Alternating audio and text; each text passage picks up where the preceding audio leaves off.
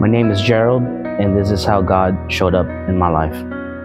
Growing up, I was always in church. My parents always kind of brought us, but when you're younger, it was just, oh, we just have to be here because our parents forced us to be there.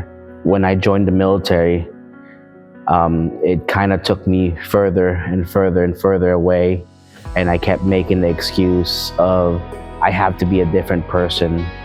When I'm in the military, I can't worry about any of that stuff anymore. I turned to the bottle a lot, and I said, as long as I'm a happy drunk, I'm okay, or as long as I drink and I'm happy and I'm not getting angry, I'm okay.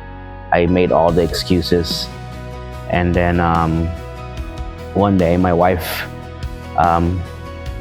she came into my life. A best friend of mine was her childhood friend, and we started kind of talking, and she got me to open up like nobody else could. And she kept talking to me and telling me that, hey, if you have a problem, just pray about it. And I would always say to her, like, yeah, sure, I will, but I never really did. And for the longest time, she would she would just stay patient with me, even though I never really treated her I never treated her with the respect and the love that I should have. I oftentimes end up putting her down for her beliefs, and I would use her beliefs against her to, selfishly get my way. But she kept being there for me, and she kept being patient and just sowing and praying, and she never gave up on me. And she said, I know you're a good person. She said, hey, we should start going back to church, and we did. I was like, I don't know if this is for me, but I want to look good for people. I want to be a good example for people. But underneath that, when we got home, it was, I can't believe you embarrassed me, or I can't believe you did this, and I didn't live that image that I wanted people to see, because deep down, I knew I wasn't that person.